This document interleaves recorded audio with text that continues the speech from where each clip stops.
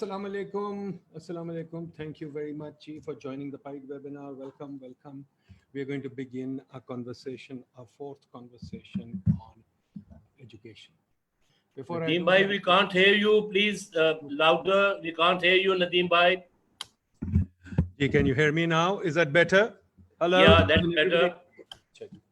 Chalaji, welcome to the PIDE webinar. We're going to start our fourth conversation on education.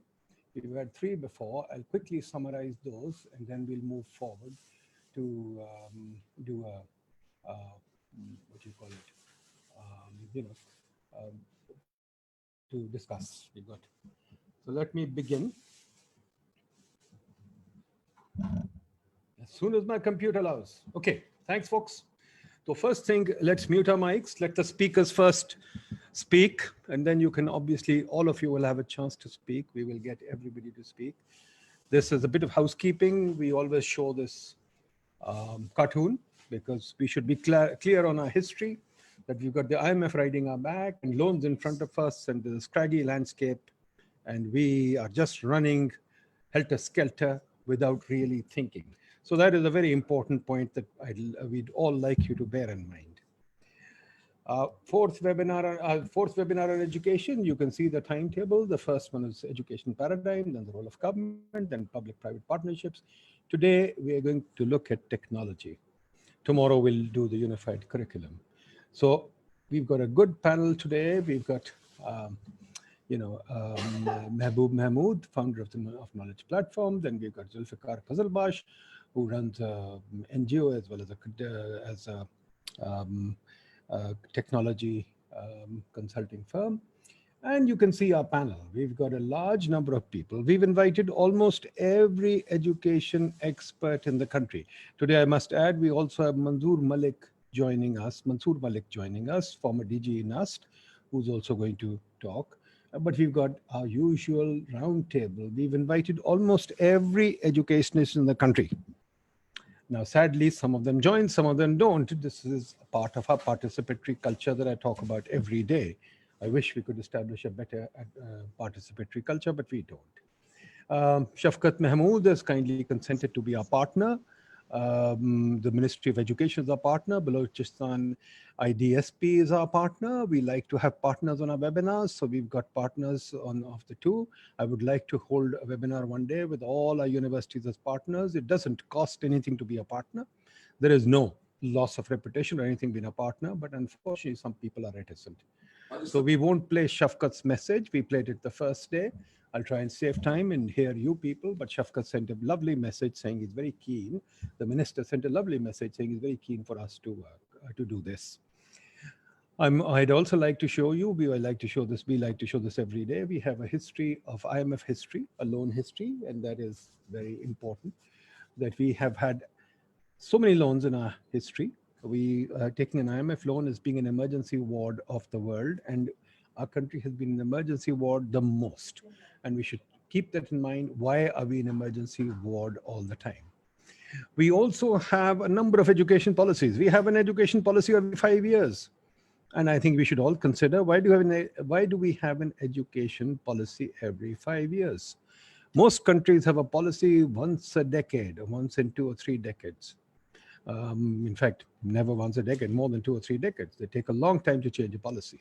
We change it like old underwear. But then we asked some of our guests, educationists, the famous people, they said they don't even know what these policies are. They don't even read them. So this is something we should think about very clearly. We should also bear in mind that our long-run growth is declining. We are a declining country. We are not a progressive, upward-moving country. Related to that is the issue that our education rate is declining all the time. We have, and it's one of the lowest in the world. We also have done a number of roundtables and webinars on many things because we like to learn about our economy. I think we should all try and learn about our economy, but we don't know enough. We've learned that policy inconsistency and poor policy development is a huge problem. Transactions costs in doing everything are high. Market development is very poor. Over-regulation is everywhere. Energy is a huge problem. Cities are a huge problem. Markets are a huge problem. Number of things that we've learned, and we would like to go into. We published a lot of stuff. It's on our website. So This is a cartoon that I'd like to show again, that we should like to show every webinar. It's from 1950. 1950, Pakistan Times made this cartoon, and it talked about our aid dependence then, that we are running on crutches made of dollars. And our donors are standing at the back and saying, let's keep them addicted to our drug. And that cartoon is still relevant 70 years later. Returns to education, we'd like to also point that out. Being an economist, I think, or our economics institute, returns to education in Pakistan are very low. So I don't know why we think that children should get educated, because they are not as high as the rest of the world. Why are our returns low? Is it because our curriculum design is bad, or is it because our labor market is bad? Are we prescribing the right thing, or are we just doing do-gooding? I showed a video in the first day, and the video said that we are prescribing, well, not we, he talked about himself. He said, I was learning Wuthering Heights when the market was teaching me something else. Okay, let me just quickly summarize the debate we had. 19th, we had a debate on what is education. It was a good debate, lots to discuss. We learned that the children in our schools or parents don't want the education we give them. There's a very high dropout rate. And this is probably because there's too much centralization, too much ideology, too much citizenship and nation building in our curriculum. Education is not thought of as an investment and social mobility, that the poor should get educated and get a good job and move on. We don't recognize that the poor have an opportunity cost, that they spend time learning, they spend hard work learning.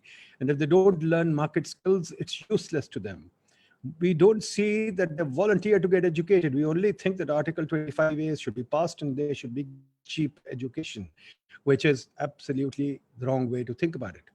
Teaching is not related to the students' experience. Students are street smart. They go out shopping for their parents. They do chores. They do all kinds of things in the market.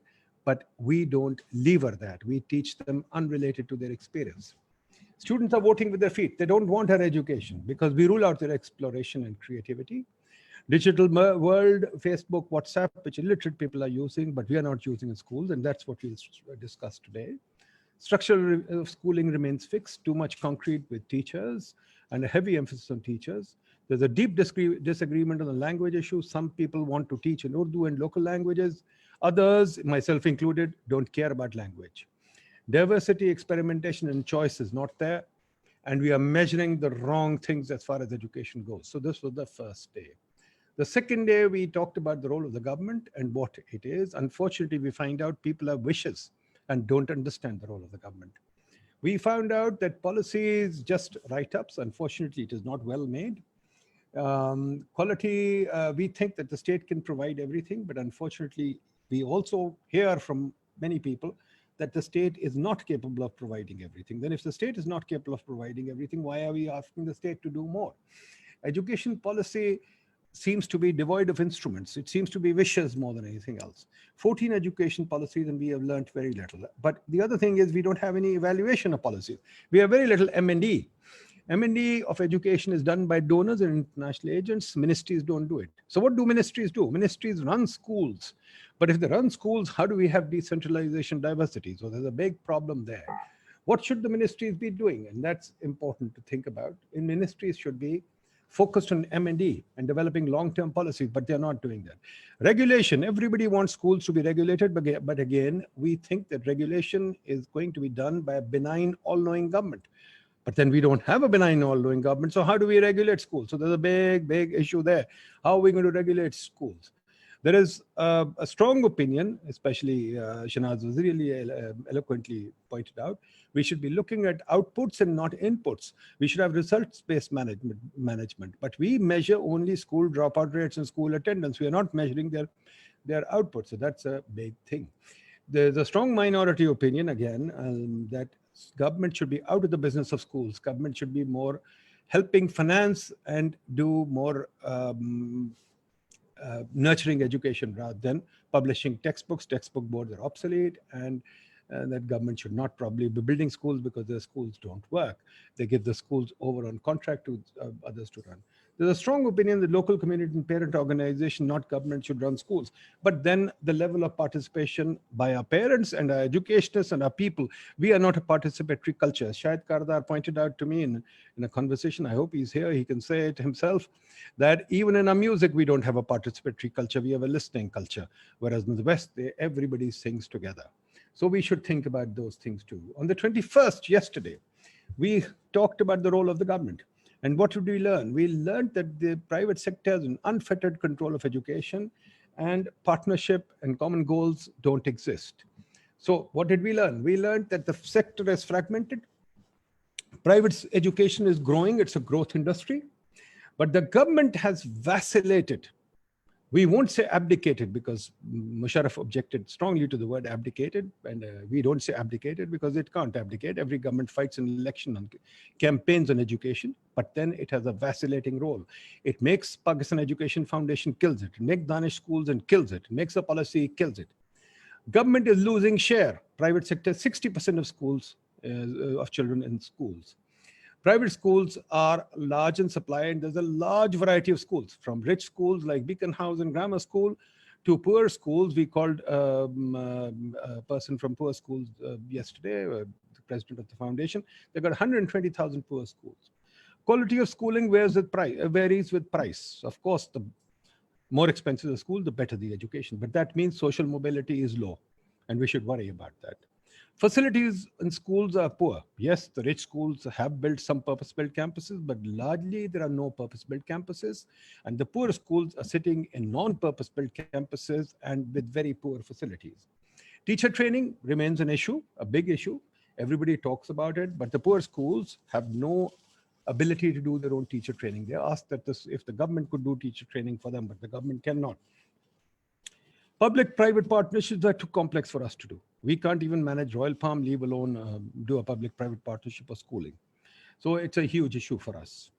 We would like to develop a collaborative approach between government and education, but right now, instead of collaboration, there's a combative role, because the government seems to want to take them on, and people also want conflict between government and school, and that's not the way to go. How do we do collaborative approaches? A lot more needs to be done. We have 24 taxes on schools and onerous inspections and regulations like textbooks and curriculum. That is perhaps not the best way to go. Both sides need to develop a more thoughtful approach to engagement, but unfortunately, we don't know how and where. There's no think tank on education, no thought on education. A new partnership on education has to be evolved on active M&E and research, but we don't have that. Government must develop that approach rather than build more central control. But unfortunately, I don't think the government wants to do that. So today we're going to discuss how to harness technology. How, what, and why. The tablet and net, are they enough? Should we stop building schools? I'm deliberately raising provocative issues. We need to think about that. The Khan Academy online learning is now 13 or 14 years old. Are we too late? Can we merely take Khan and forget about building schools? Why are we wasting money on brick and mortar? Can we forget about teachers? Are teachers and schools obsolete? Can we jumpstart, accelerate, leapfrog a quality problem? Growth will not happen, development will not happen if we don't accept these three words. Jumpstart, accelerate, and leapfrog. These are the words of the 21st century. We must use them. Is technology a quality panacea? These are things that I think today we should take up. Are we adopting technology fast enough? I'm not sure. What are the constraints? Do we have widespread use of the net? Do we have widespread instruments? For example, the government has put a tax on tablets and phones. Phones are now far more expensive than they used to be. Is that a good policy? Do we have enough understanding of what the constraints are? What policy do we need for adoption of technology? Is our policy still steeped in the past of building more schools and teachers, or do we have technology squarely in our policy? Where is our government of technology policy? Will technology accelerate innovation, exploration, and creativity? These are again buzzwords that we must take seriously. They may sound like buzzwords, but this is the new world. And we must accelerate, innovate, and creative, important things. Does technology require any complementary inputs? As I said, do we just give a tablet to every pupil and forget about it? Or do we need more things? So this is what I want the panel to focus on. Now with that, I'll just quickly say a couple of things before we proceed. One is, let me welcome back Idris Khwaja, a PIDE stalwart, former dean at the Air University, has just returned to the PIDE. So I want to welcome him and acknowledge the fact that he has come back. But with that, I'll move on to opening the panel. But before the panel, Shanaz Waziri requested that she should have a couple of minutes. Shanaz, would you like to say something about the past few days? Then we'll move to the panel. Thank you very much, Nadeem. I just wanted to refer to a couple of things that came out, because I've been attending, as you know, all your sessions. A couple of very, very key, I think, themes are coming out of what we've been hearing over the last couple of days. One clearly centers around this whole issue of education as a right, the right to education, the entitlement to education, and the general perception that, as Adam Smith has said, that the marketplace really is not bothered about the right to education. The marketplace is bothered about supply and demand and best, quality and cost. But yesterday, the most inspirational stories came out of Seema Aziz from CARE, who had founded her entire philosophy of the hundreds and hundreds of schools and the over 250,000 students on the whole concept of the right of the child. And she had developed that, and it had evolved through these almost 25 years or 27 years, taking on government schools in a management model and arrangement. But the foundational concept behind it all, the mission, the motive was that this child, every single child, has a right to education. So often when we say the private sector is not bothered about the right to education, it's not always true. Similarly, when we heard from Zia Akhtar Abbas yesterday, again, exceptional analysis. I must compliment you, Zia, if you're listening. I think the whole issue of cost, quality, enrollment, and all the multiple functionalities of what it takes to put together a fairly large system, and which you have close to 1,900 schools across the country. Once again, TCF is founded on the very concept that every child has a right to education. And if the state is not going to do something about it, we as society are going to do something. So these are two societal actions which are very visible. I'm just mentioning these two. There is also DIL. There are several others. On a smaller scale, mid-scale, across Pakistan, I would echo, I think, what Mehboob said yesterday, that a lot is happening in Pakistan. Yes, you've listed a lot of things that are not happening or should happen or are dysfunctional, but at the same time, society is stepping up and several things are happening. He talked about the intellectual capital of Pakistan. He talked about the technology capital of Pakistan, and that is quite true, and that has not been actually catalyzed. And I think catalyzing technology for me, was a big takeaway, and unlocking capital. That's what Mehboob talked about. He said, if you allow the private sector to come into areas where it has expertise, it moves fast, it's swift, it's resilient, it's adaptive, it's responsive, allow the private sector into those sorts of relationships. My counter question yesterday that came to my mind after the discussions yesterday was that while we talk about private sector doing a lot of innovation, reaching out, community-based schools, in most cases, the larger systems are delivering quality, better quality. But why is the government not reinventing itself? How is it going to enter into a mode of partnership? And I'm not talking just about adoption of schools or management models of schools. Multiplicity of partnerships can be engendered, provided the government completely alters its own skill sets. The government cannot operate the same old way and expect to enter into partnership with a private sector that often is quicker, smarter, faster, and much better in terms of looking at all the constructs of what makes it possible to deliver on a reasonable scale quality education to those who are deprived. So I think this was really something that I hope at some point we can look at again. I know that Mubashir said, the government gets bashed all the time. Government hasn't abdicated. I do think the government is making an effort, but the government's view towards the private sector seriously has to change. It cannot be regulate and control. This adversarial, conflictive relationship will not benefit anybody. It really has to change. They have to reinvent themselves, and they have to focus on what are the key benefits that can come out of the partnerships from the private sector. And they can be in IT, in teacher training, in textbook production, in assisting in supervision and guidance and so forth in many, many other ways. So I do think that there are several very positive themes that also came out of yesterday. There's also, I think, a need to remember, I know, Nadeem, you've said this frequently about IMF and the World Bank and social rates of return, etc. But, education is an intergenerational social rates of return process or function. Rates of return will not accrue to Pakistan in 2 years or 5 years or 8 years.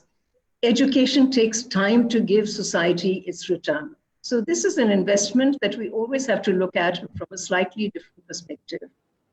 I also want to mention very quickly, and I'll stop there because I think we've not talked about it. Education doesn't happen in a vacuum. It's part of the political economy. You cannot educate children coming from impoverished backgrounds unless you do something about their health, their food, their nutrition, their safety. You cannot continue to provide education for a country that refuses to accept that family planning has to be a serious consideration for couples. They cannot continue to produce multiple children and then think the state is always going to be there and society is always going to be there to support, no matter how many children they are producing. Anemic mothers, poor health of children, household situations which are completely untenable almost in any part of the world with 6, 8, 9, 10 children. So the absence of addressing other needs of families, in particular women and children, we're not going to be able to do something significantly important in the education sector. It affects the children, it affects your teachers, it affects everybody who's connected with education. So to my mind, talk about population, talk about health, talk about family planning, talk about the larger scheme of things within which a household lives. And hopefully this intersectoral approach, I think it has to take place. You cannot have a silo approach. So I'll just stop there. I'm just sort of voicing some of my thoughts. I thought that, since yesterday we didn't have a time to really cap up. Thank you, Shanaz. Thank you. I think your points are well taken. I think, look, we live in a complex world and everything is interconnected and we always take small slivers and look at them. That's the method that everybody uses. So of course, we look at education, we look at society, we look at cities, we look at government, we look there. So it's all there. And I think this debate of whether the government is abdicated or not, I think this is, I don't like the markets versus government or this or that approach. As you said, it's a complex world, everything works together and everything has to work together and we have to think about it in a complexity sense. But at every given point in time, our human brain is not capable of understanding everything. So today we'll just take up the role of technology in education and think about it. But even though we'll have 5 roundtables, we will not give up education. It's such an important subject that we'll return to it again and again.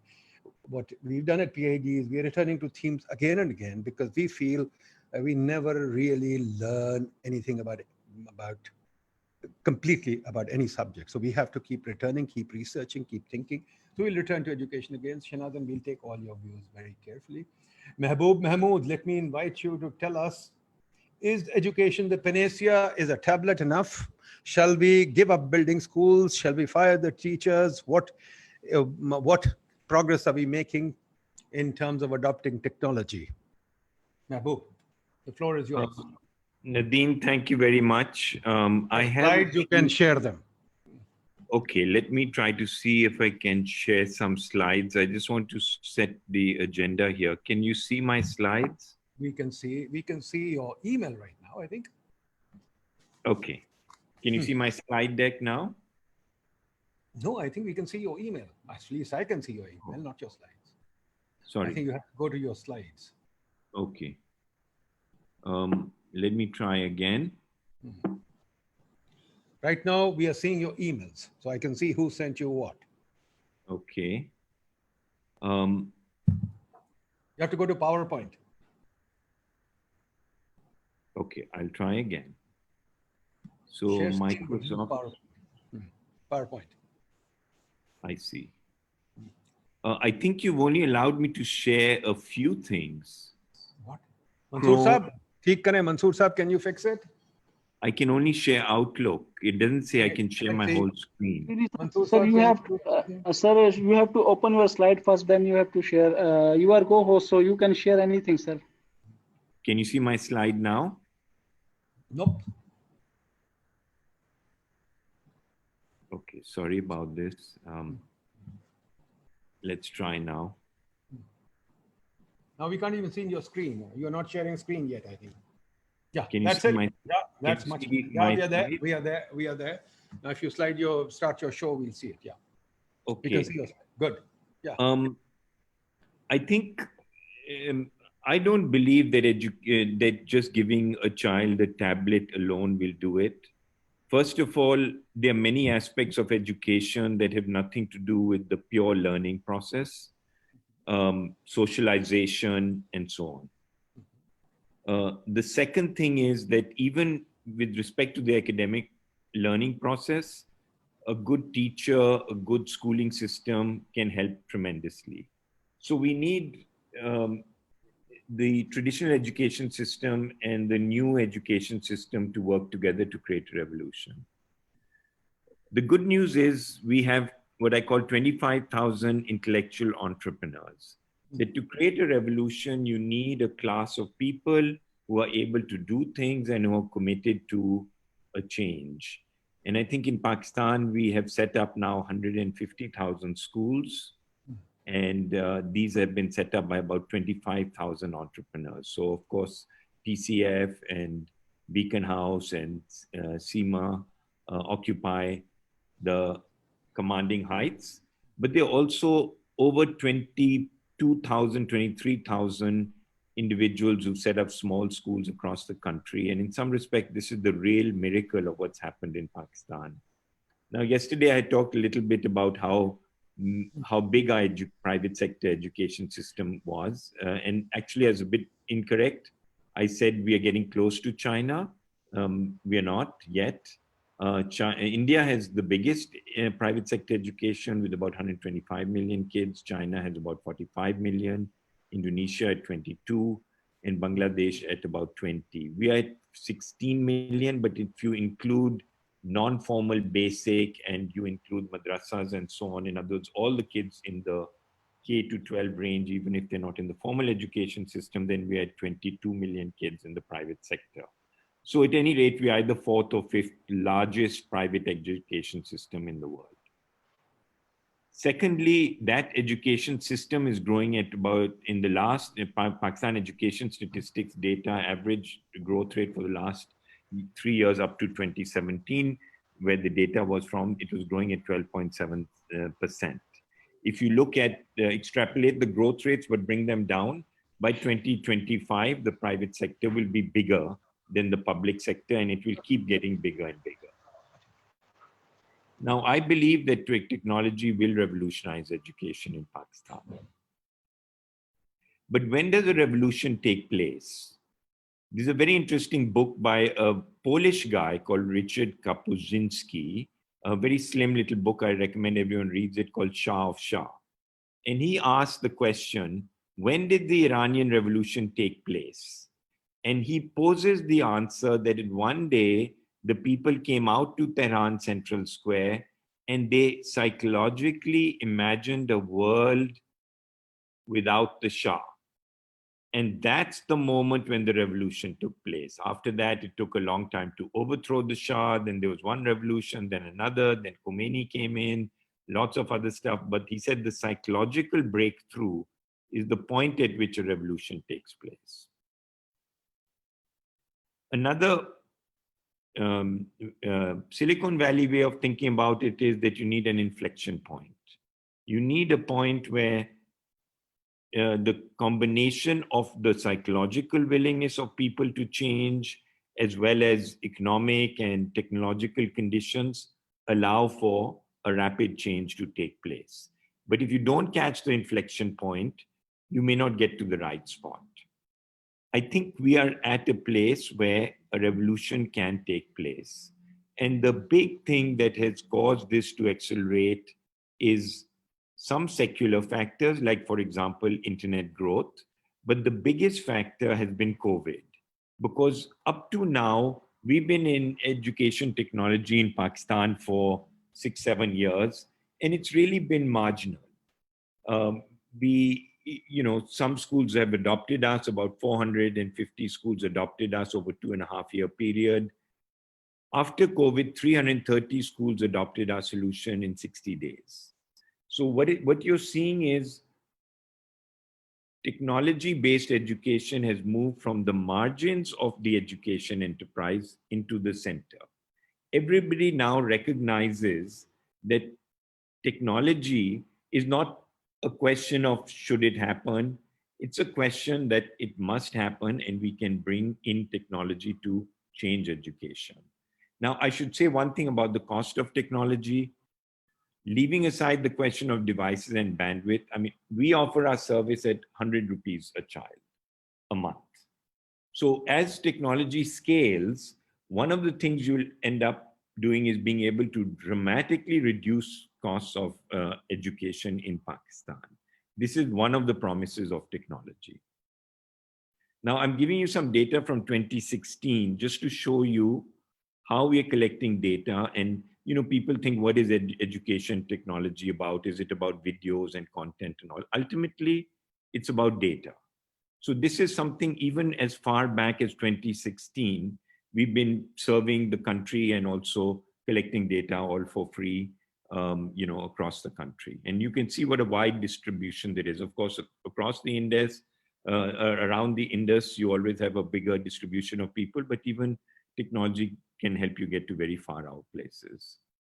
Now, this is, for example, data we're collecting on schools, that we can benchmark schools and how every school is doing on every subject and so on. This gets even more interesting.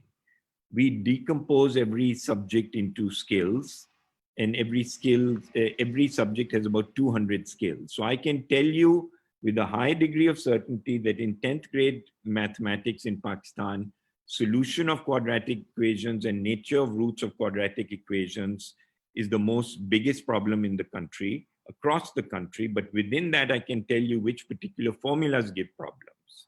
So ultimately, technology is not about videos. Technology is about data. And the interesting thing is now we are moving from data to doing. We are just not capturing information. I'm not just telling you which formula kids have problems with, or how much percentage of kids don't understand past continuous tense. Because now with artificial intelligence, we are giving recommendations to teachers and to students as to what to study. Not only that, we're giving them recommendation, we're giving them what they have to study. In other words, technology is so powerful that we will not only we've been doing this for 5 years, and it's not only us, this is the way it's done. You not only capture data, but you can also give prescriptive content to people to study to improve what they're doing. And this is happening in Pakistan. It's happening. The government or even private sector may not know how many kids are enrolled, but we capture 100 data points about every single child. Now, there are some issues. The first issue is that we have a digital divide. By our estimate, only 1 million kids. Now, you see, using technology, first of all, I don't think smartphones is a good idea, because for a kid to have a smartphone, very small screen, not a good idea. So you need tablets, you need something like that, bigger. Secondly, using technology in education is not like calling a Kareem car. You don't use it for 5 minutes. You need to have it for 1 hour, 2 hours, 3 hours. So there's only maybe 1 million kids in the country who actually have access on a regular basis to a device. So it's very interesting that in China where we work, or in America where we work, the infrastructure came in place before the hardware and software. In Pakistan, it's the reverse. We are moving faster on hardware, on software and on content than we are on hardware and infrastructure. So this is a big bottleneck. And one of the big things we have to solve is, number one, how do we use the existing infrastructure? For example, there are 24 million parents who have devices. Can we do game-based learning where the parents give the device for a kid for 5 minutes to get the mental readiness to invest in their kids? But the interesting thing is that if you look at the spend in Pakistan, today, 850 billion rupees is spent by the private sector. It's a bit bigger than the public sector. And out of the 850 billion spent, 300 billion is in tuition and 500 billion is in school fees. To another 300 billion is in transport. And so if you reconfigure and you start spending less on tuition, less on transport, actually technology can not only break the barriers between tuition and government schools and private sector schools, but technology can do it at a cheaper cost. So at a lower overall cost in the system, we can have better learning outcomes. But we need to be able to now make this revolution happen. Now, I'm just giving you this slide. I'm not expecting you to look at it, but what I'm saying is, on the one hand, we need our 25,000 intellectual entrepreneurs to come on board and say, how do we embrace technology? The other is, let us recognize this is an extremely, extremely complex area. In any one given day, we, as a small company, are thinking about natural language processing, artificial intelligence, games-based learning, story-based learning, video formats, game formats, asynchronous data, cloud computing, and about 40, 50 other things. This is not the role of government. These things are moving so fast and they are so complex, only the private sector can do it. And I want to now just give you an example of what is happening across the border. In Pakistan, we have maybe 25, maybe 30, maybe 40 companies who are seriously into education technology. And I'm being generous when I'm saying that maybe 20 million has gone into funding. In India, there are over 400 companies that are serious players in EdTech, and over $3 billion have gone into funding. So I believe every child who gets a good education is not only empowered, but they can pay for their education themselves. So what should we be doing?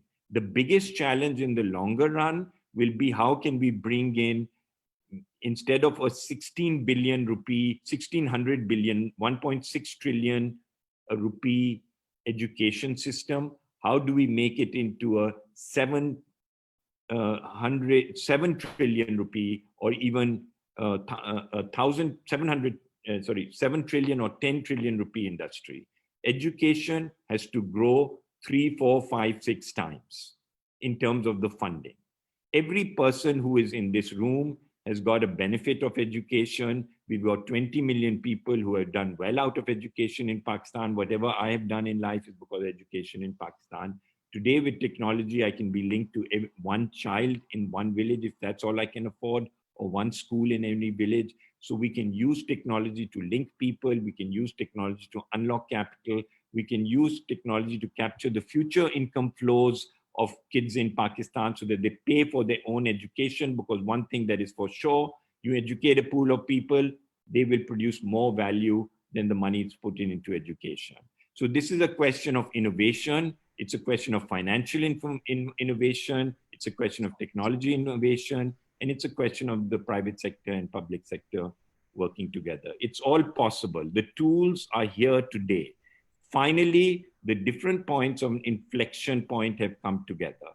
The question is, do we have the vision and do we have the willpower to make it happen, or are we going to go down in the other direction? Thank you. Excellent, very good. I think you've raised many very important issues, but at the same time, it seems that we are still far from making progress. So always the cup is half full, but it's also half empty. So let's look at it. Can I invite Zulfikar Saab to give his take? Zulfikar Saab represents This, Zulfikar Sahab, please. Thank you so much, Nadeemul Haq Saab, for having me on this esteemed panel. By way of introduction, I spent the last 2 years of my life, looking at use of technology in the Pakistan's education system space. I was the technical advisor into the Ilm Ideas 2 program, and then I've been a consultant on various things, and I helped found the Ilm Association. And what I've come to the conclusion, I have written in a book of mine, which is about to be published, which has a lot more detail, about what I'm going to be talking about. I didn't create a slide set, but I'll start by saying that absolutely, I agree with what Mehboob has said earlier, that, it appears that we are at a cusp of what could be a revolution, right? The everything is lining up, and we've sort of solved the cost problem, the quality problem, the deployment problem, and there are various strategies. I'm not going to debate on which is right, which is wrong, but there are multiple strategies on how to engage with technology, and absolutely private sector has to be to take the lead in it. It is not the government's job, because things are moving too fast, and technology itself is moving too fast, and you'll have to it'll be an impossible task for the government to manage all of that on its own. To start with, the inflection point, right? The what led to the Iranians assembling in that square and deciding that there was a life beyond Shah. So, as far as technology is concerned, it is a vital part of the global economy. I mean, it started being used more and more in every industrial vertical and service since the 1990s. And now there is absolutely no industry vertical, no service, no profession that you can master and advance in today's global economy without being a master of the technology that is being used in that particular vertical. So it's sort of absurd to say that our education system can exist without technology, without multimedia, without digital content, all of these things. It really, once you look at the whole picture, and you accept the fact that economic motivation is a large, if not the only motivation that a student or a parent has to send their child to school, and industrialization and use of technology is what will ultimately determine his progress in that particular vertical or profession. I mean, Zulfikar Sahab, sorry to come in, but quite frankly, हमने technology बिल्कुल avoid की है हुकूमत में. हमने technology बिल्कुल avoid की अपनी लाइफस्टाइल में. तो ये कहना कि टेक्नोलॉजी अवॉइड नहीं हो सकती है. हमने पाकिस्तान में फुली अवॉइड किया, बिल्कुल कहीं टेक्नोलॉजी यूज नहीं हो. So please let's bear that in mind. Let's not be, what I'm amazed at is we're always a little fanciful, and we think things are happening, but unfortunately they're not. Ji, go ahead. Ji, so you're absolutely right, and I'm basically, that is the mindset that I'm trying to break with these arguments by saying things that essentially a lot of us know are true, but somehow we don't put them all together.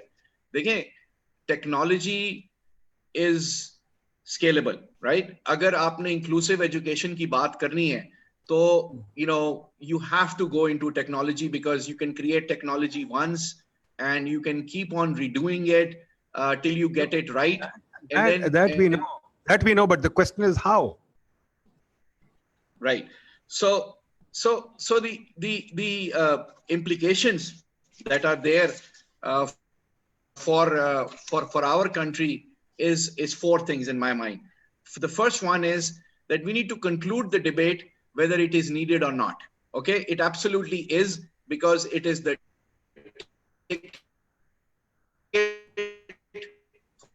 for advancement in vertical. Even the mullahs, they change their fatwas and they do azan over the loudspeaker. So the idea that the government is resisting, or there are still educationists that are resisting the idea that we can have an education system that somehow does not involve technology, and it's sort of saying that purane zamane mein that the cottage industries that at one time we let the world in is going to survive the revolution of the automation of the industry. It is just not possible. You have to, conclude this debate. And ye jo aapne baat ki ke this, debate, whether it's needed or not, needs to end. We do not make, need to make this into a Kalabagh and, stop all damn production. No, but that's why I'm asking. That's why I'm asking. Let's end the debate. We make our Tell us minds what that, needs to there be are done. better projects. Yes. So first thing is, so the second thing is that you accept that it is the only way to fix the inclusivity in education problem. It is not possible through our economics and our funding capacity to have the number of teachers that are required to service 75 million people. It is just simply not possible. In order to attract and make them better teachers, you will have to double their salaries. You will have to make this a more, a profession which attracts more brains into this, better quality people. All of that, even if you, go down that route, it is simply unaffordable. We cannot do it. We will have to have a 30-year or a 50-year roadmap. So technology is the only way, right? You can create content in the economies of scale that is potentially able to create the teaching gap, right? So we agree on that. We agree on that. Zara aage chale na. We agree on that. We don't need to belabor. So we agree on that. Aage bataiye. Okay, right. And then the third thing is, so what is technology? Technology means different things to different people. So if you are talking about a developed world economy where they spend $1,000 or more a student a year, you're talking about artificial intelligence, you're talking about information of things, you're talking about a lot more capability, you're talking about smart classrooms. We can't afford that. So in Pakistan, it is a different story. Maybe it's a TV and internet connection. So what we need to be worried about is the digital infrastructure that allows good quality internet connectivity to get into our basic school system. We need to have, virtual schools and, self-taught internet content like Khan Academy sort of solutions, jo ke allow kare so children who are, because of cultural issues, women who cannot go to school, are not allowed to go to school, can still be educated. We need to work within our paradigms, and digital, technology in that form or fashion can only be produced domestically. देखें, मेरा जो main conclusion है इस 2 साल को करने के लिए कि what needs to happen is that we need to promote a digital and innovative learning industry that is domestic, that is sensitive to our culture, that essentially gives local context, gives the skill that is needed into local communities, or digital content, because it is flexible. It allows to do that. Ye jo, the government has done this unified curriculum thing with the motivation of maybe madrasa system or online jo hamara normal system hai usko koi darmiyan mein koi jod dein. I accept that. Maybe that is a national goal. We need to have unity in we can't have 2 systems. But to say that the rural person has to have the same curriculum as the one who is in an urban place, by and large, is a mistake. I mean, everybody should see that as a mistake, because unless you give that child some skills that are useful in his local community, you're creating a national problem where you're creating urban migration. You're not helping solve that economic problem. So you have to make education relevant, and digital technology ke saath, that is the beauty of it, because you can have different content for different population groups, and the government has to essentially. Thank you. Thank you very much, Zulfikar Saab. Mansoor Saab, can you quickly tell us what your thesis is?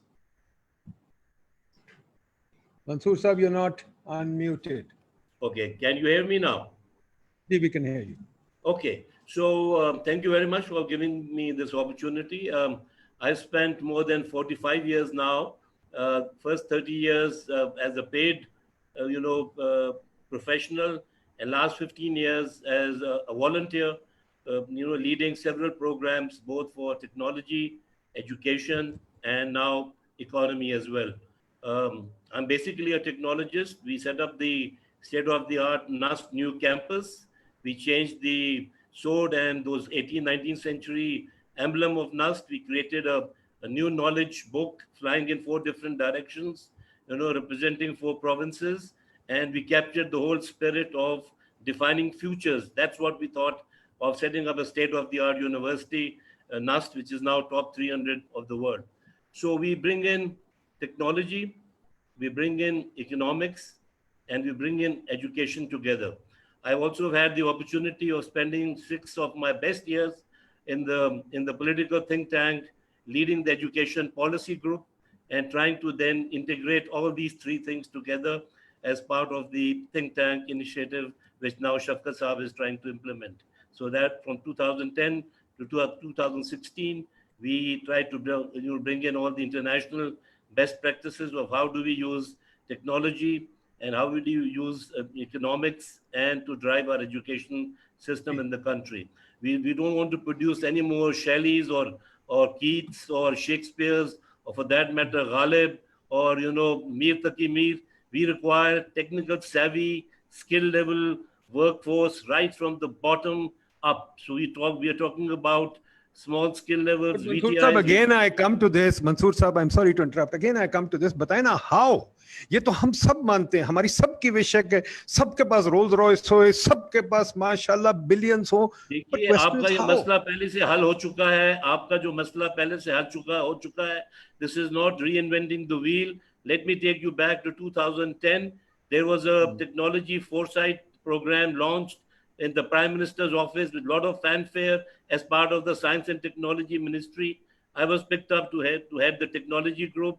There was one group headed by education, one group headed by agriculture. So we thought of, okay, the technology foresight said Pakistan Vision 2030, Pakistan Vision 2040. It's right there itself. Just open up the almaras and the coffers of science and technology. We spent, so there are more than 40 volunteers who've given this report that how do we, have applied technology foresight into this country. You mentioned about 19, or 20 education policies.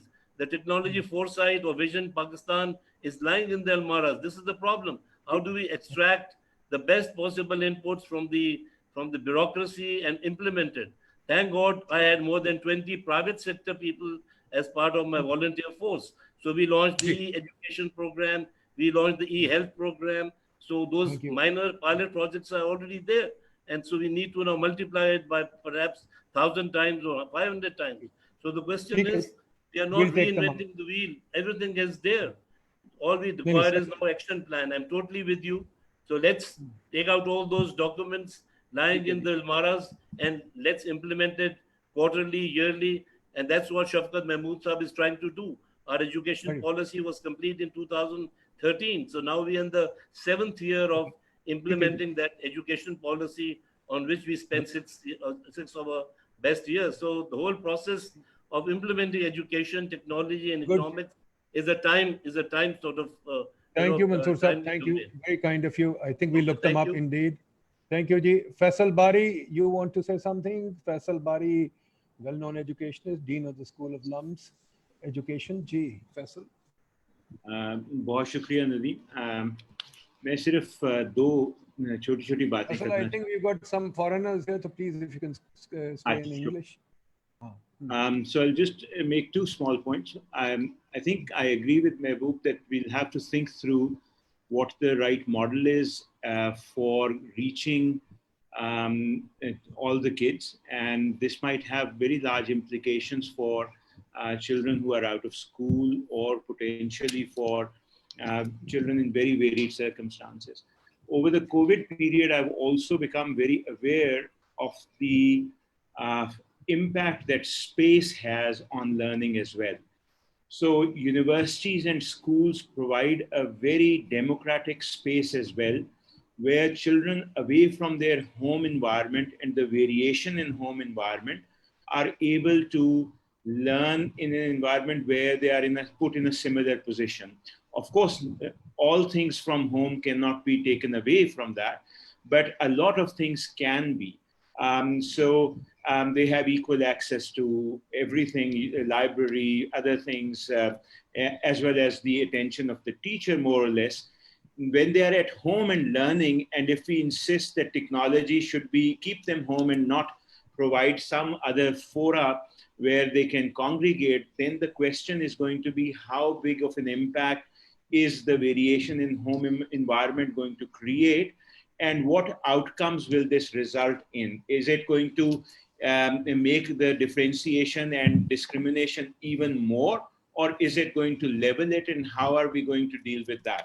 But I think by one potential answer for this might be to customize the learning even more, and there AI, artificial intelligence, might help to a certain extent. But that's maybe, I don't know technology that well to say whether that is possible today or not, to be able to make, through technology, make this a leveler, even given the starting point of home environment differences. Thank you. Thank you, Faisal. Thank you. Let me take Mr. Manzoor Sumro.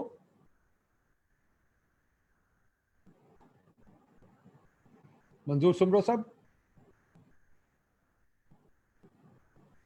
Thank you, Dr. Nadeem. I think different directions. What I like to say very quickly is that we need what I call the blended education. With technology, you cannot do without that, but there are issues, particularly in Pakistan, that the infrastructure is not as good. The people using that do not understand much. So we need both together. And that is what I would say is a kind of a blended education, whereby we use technology, but also, I mean, I saw the chat about teacher and replacing teacher. Teacher can never be replaced, but teacher has to be trained to be able to utilize all these facilities. Thank you. Okay. Thank you. Thank you. Akhtar Afzal Saab, Professor Habib University. Akhtar Afzal.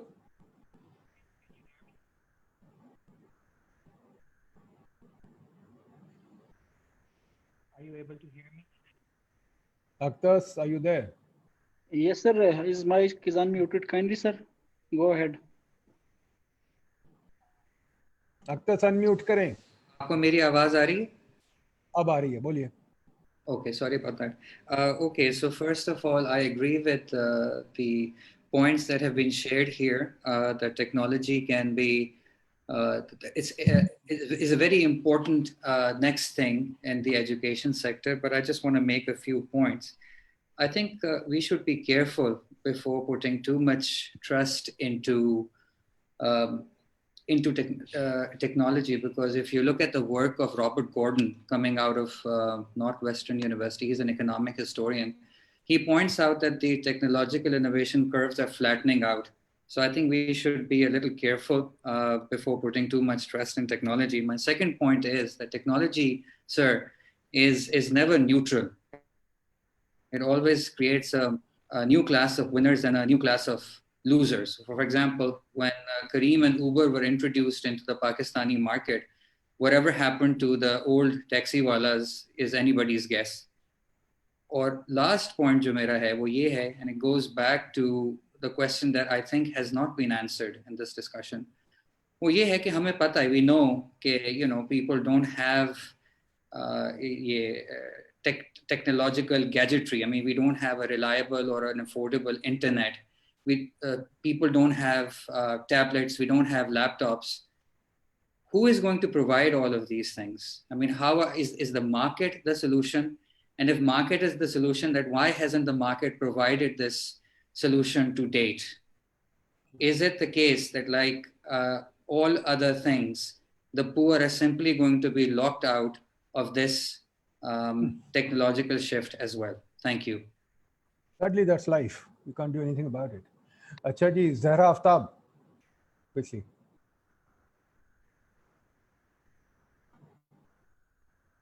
Come on, Zahra.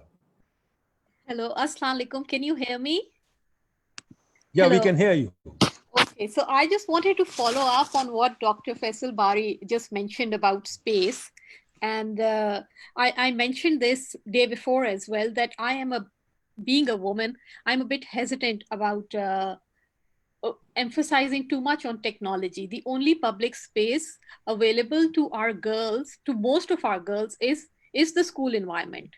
So जब आप बहुत ज़्यादा technology पे emphasize करते हैं और उन्हें उनकी अपनी dwelling में ज़्यादा बंद करते हैं, तो I think ये एक socialization और gender norms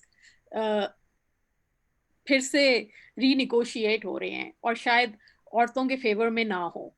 तो इसलिए I think the school environment is very important for growth.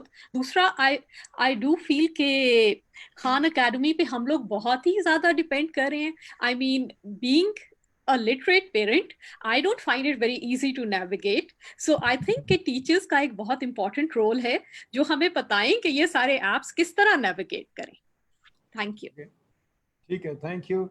Nadeem, can I just Namani, address a comment on space? I'm just coming back to you, Mehboob. I'm just coming back to you. अच्छा, Abbas Rashid साहब पहले बोलने, फिर Sarah Nazamani, Idris Khaja, and then I'll go back. Abbas Rashid. Ji, thank you, Nadeem Saab. I just a couple of quick points following up on what Mahmood Saab said and what the comment that Dr. Afzal just made. देखिए एक बात तो, so the issue of market response, since we seem to be relying almost entirely on the market, तो महबूब साहब आपने ये बात अभी कही कि from 400 in X number of years, schools that have asked you to support them through your technology and आपके वो clickers हैं और चीजें हैं, and so that's a low baseline, right? So 400 plus 300 now, but that means that यानी जब ये crisis नहीं था, you know, there was, am I right in understanding that there wasn't much of a response from the market, as I think Dr. Akhtar just pointed out or suggested as well? The other thing is that I'm not sure if I can go along entirely with Dr. Nadeem ul-Haq's response that this is life. I think if we are trying to build a society that is stable, we can't really go very far with 5 to 10% of the people with the means to get a good education and so on. We know where really highly inequitable societies end up. We are seeing a bit of that in even the United States right now. So I think maybe if someone wants to take that up, and Mehboob Saab, your response with regard to you know, the market response to technology. I mean, in a sense, let me put it even more narrowly. Do the schools that can, in your view, afford the intervention that you have to offer, are many or most of them actually doing that in order to give their students a good education? Let's leave out the low-fee private schools and the public schools and the whatever. Thank you. I think the market and versus government debate is really unnecessary and really not leading us anywhere. I think this is just... Sorry, Nadeem, can I just come in for half a minute? I'm saying, fine, let's leave the government aside, but I don't think we're paying enough attention to the weakness of the market right now. That's all. Fair enough. Market. Look, Nadeem, let me just simply respond. Can I just quick, please do. Get rid of those market versus government nonsense, which our intellectuals seem to be preoccupied with. So you see, I think one of the interesting things is that the schools that have adopted us are, first of all, mostly low-cost private schools. And secondly, on the women's side, I should say that women teachers and women and female students have a disproportionately great, we didn't go into this with the gender orientation, but we found that women actually adopt technology faster. Most of them don't have tutoring businesses on the side. So actually technology is a pro-gender neutralization factor. It empowers women more easily. Many of them have to go home and study. Now coming to the economics of the situation, actually the first thing is that many of the schools that have adopted us have already spent on technology. So actually if you look at this, because they've already bought computers, Punjab government put in 6,000 smart labs in schools. They were never used. KPK government has put in 1,700 smart boards. They're not used. So actually, we already are in a situation in the country where there is a greater hardware acquisition than utilization. So you can, that's low hanging fruit.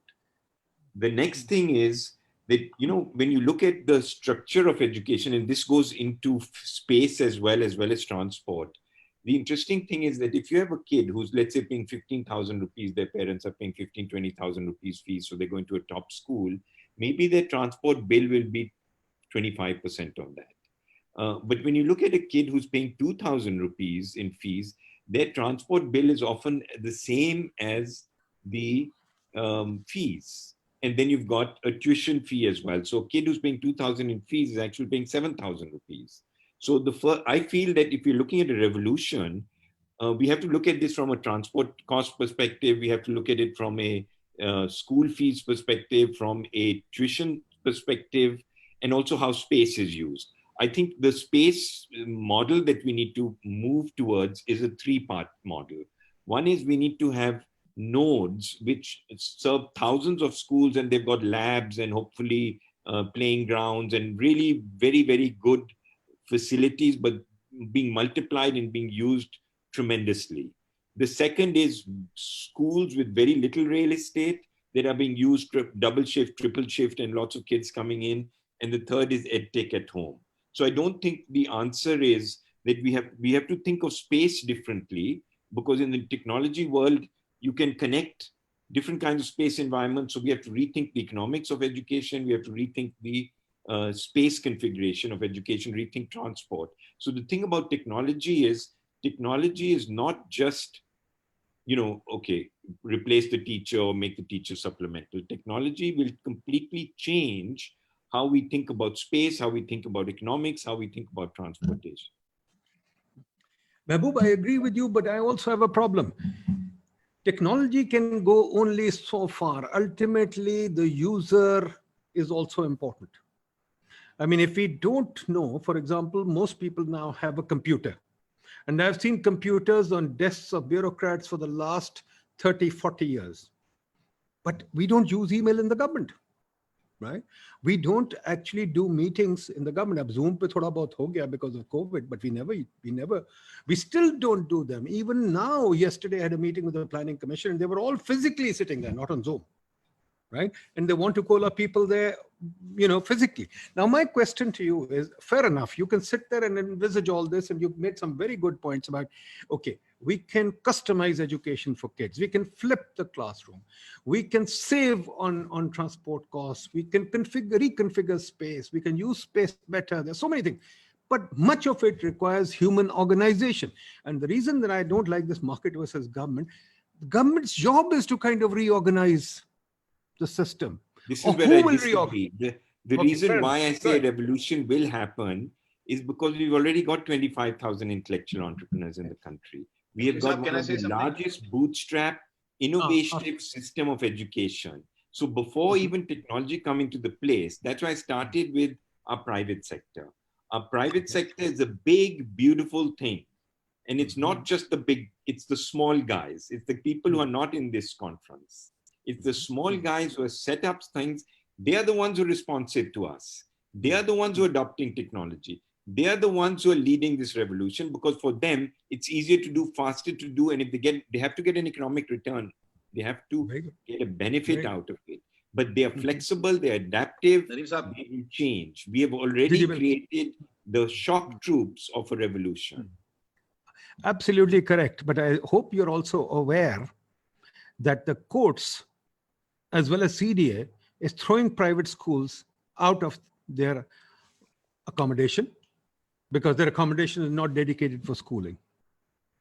I hope you're aware. Yesterday, the guy told us that the state wants to do away with them and put in all kinds of onerous regulations on them.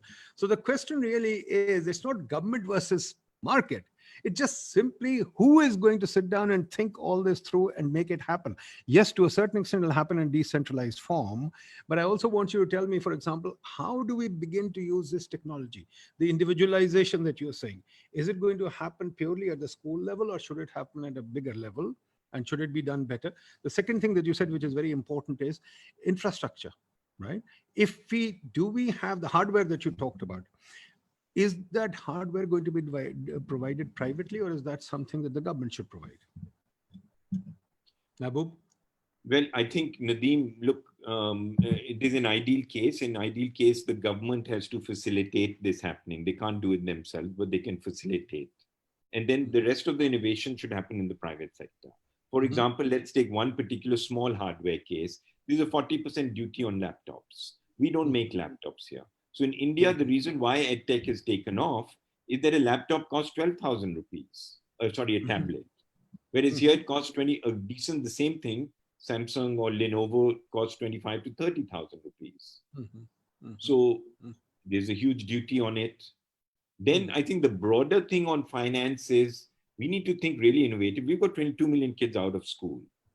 But with blockchain, with keeping digital records of every kid, you can give financing for a kid and let them pay out of their future earnings. We have to think innovatively. We have to think out of the box to solve such a big problem. We can't solve it by building a few more schools or saying that, the government should be better. We really have to think in a very innovative way. After all, there was no such thing as leveraged buyouts 40 years ago, and now, it's a commonplace industry. There was no such thing as asset securitization. Now it's commonplace. So all these ideas already exist in the West, and many of us have done billions of dollars of transactions doing these kinds of structures.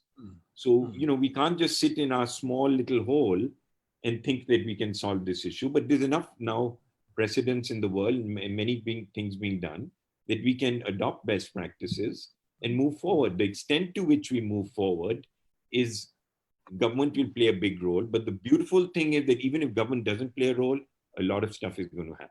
So I'm much more optimistic than you, Nadeem. And it's not got to do with technology. It's got to do with because we have 25,000 people who make money from education. And they'll figure ways out to deliver better education at a lower cost. Okay. Let me come to Neelam Azaz Hussain, Dr. Neelam Hussain, who runs Grammar School and has a large stake in education.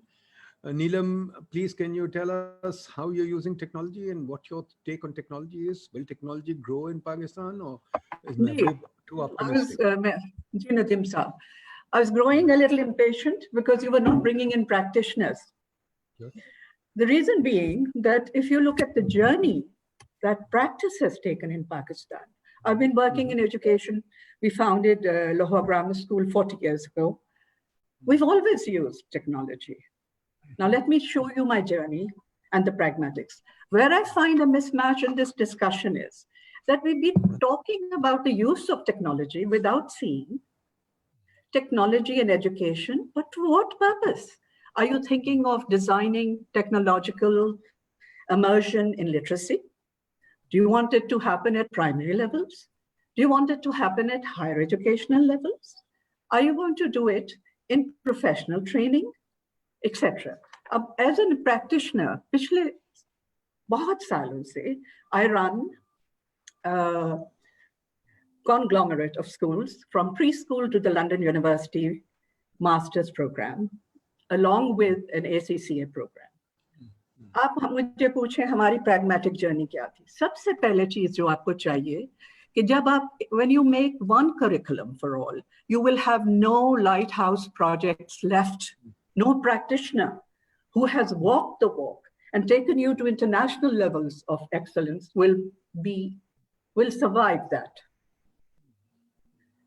I think that schools should be given and educational institutions, which means from preschool to university and doctoral level, the right to choose whether they want to take on the national curriculum or not. If you want to meet the needs of equality, equity, then put Maslow's hierarchy of needs before you. First, fulfill the needs that are at the base of the pyramid. Does everybody have food? Does everybody have a home? Does the state give health care? Aap seedhi baat, you go to the top, which is really actualization.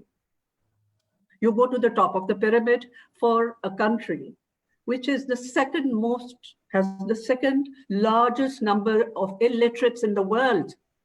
Please, आपको इसको sectionalized problem solving को करना पड़ेगा. मैं आपको अपनी journey बताती हूँ. We are extremely actualized in the use of machines and technology. How did this journey go? When LGS opened initially, we started teaching computer studies and IT at ONA levels. And that means there were machines around the school all the time, and everybody in school was savvy, tech savvy. Uske baad, along the journey, this journey has now ended with me offering from the London School of Economics a computer studies and artificial intelligence undergraduate program as of this September. And the only place it's being offered in is LGS Defense and LSE. अब बात ये है कि जब आप equality को और enhancement को और एजुकेशनल रिसर्च को एक मॉडल में डालकर सोचते हैं तो it's all modelled. Now let me tell you, after everybody had studied IT as a subject and as an activity from grade 1, I also introduced the IB World School system as a parallel. In the IB World School system, you have to have 21st century thinking skills, where the learner is the teacher, which means I had to give tablets to all the students. We had to change teaching. And this went alongside the core curriculum, which was, of course, the same as Cambridge: English, maths, Urdu, etc. Lekin, jo world views the usme, in the themes that IB requires of you, like who we are, where are we in place and time, how the world works, and what are the large social organizations in the world, so on and so forth. And they go on till you reach high school. Of course, we offer ONA levels alongside. Jab IB andar aaya, so we had to use tablets for every child, and we invested in them. Why? Because it calls for the learner being the teacher. So group teaching, in which the learner is given a topic and they begin to explore it, and then walk up with a mic to a speaker's corner to give very diverse views. Now, what that did was that when I started watching this as an educational specialist and designer, I noticed that I had light bulb moments when I was even listening to kindergartners. They were not using tablets, but they were using discourse, discussion, multiple methods of looking at reality. They were being taught things in a way that was very 21st century and cutting edge. जब मैं आप लोगों की बात सुनती हूँ, सिर्फ technology को एक्सेस करना is not it's like going to the bank, you have a check and the bank is closed. You know, technology doesn't mean you are, 21st century sensibility, or that you know the professional requirements of the 21st century. अब हो ये रहा है कि जब कुछ अदारे यहाँ पहुँच गए हैं, हमें सवाए बार-बार कहने के come back to an equalizer. For heaven's sake, the only equalizer in Pakistan at the moment that we as citizens have created is poverty and deprivation. We have to have lighthouse projects in education running where you say, how did you do it? Show me how you did it. And I tell you, I started what is known as the School of Education at the university, where I will happily, through Zoom, have my faculty teach everybody how to use what we are using. और जरूरी नहीं कि आप अंग्रेजी में बताएं, आप पंजाबी में बता दें, आप उन्हें पश्तो में बता दीजिए. I have schools in Quetta, we have schools across Pakistan, in Balochistan, you name it, Peshawar, Karachi, the Punjab. So बात यहाँ ये है कि जब ऐसे हैं institutes, तो सर उनके, why is the government so oblivious of their existence? And let me tell you, everybody in government has had their children in our schools. And they have been through these facilities. And they've gone on full scholarships to the best colleges in the world. Why do we have a short memory with regard to pragmatics? And that's all I need to say. Great, thank you, thank you. At this point, I'm also going to ask Adil Najam, who is the dean at a school in Boston University. Adil is obviously an innovative thinker. Everybody knows him. And I think I always at least benefit from what Adil says. Adil, what's your take? can technology solve the problem? Does the government have a role, or should we leave it all to the private sector? Thank you, Nadeem. I had just come to listen, and there are much better people. I know I'm forcing you, but doesn't matter. I really wasn't, but I have learned a lot. I've learned a lot. Thank you. I really have. I mean, I think this is a very, very refined discussion. I hadn't really planned to speak, but since you've put me on, just a couple of thoughts that I've learned from this discussion, which really is very excellent. I say that honestly. One is, I would second the comment, I think Zara said it or someone, I am a great fan of Salman. I'm a great fan of Khan Academy, lekin I think we are misusing it in our discussion. Khan Academy is an equivalent to tuition. It's really boring. I don't know आप कभी बैठ के आपने देखा है कि नहीं देखा, वो बड़ा boring होता है, but it's very useful for the purpose it is, because its purpose was, revising. So because in the US the tuition culture wasn't there, it serves a very useful purpose. So I'm only suggesting that technology is far advanced than that. In fact, the better model is, we think कि हमने अभी Zoom इजाद कर लिया, but 10 years ago, my kid, like many kids in the US, of Pakistanis and other Muslims, were learning Quran reading over Skype. तो ये जो मौलवी हज़रात हैं, they had discovered this, I'm talking 10-12 years ago. आपको email हर दूसरे दिन आती थी कि जी मैं मुझसे पढ़वा लो.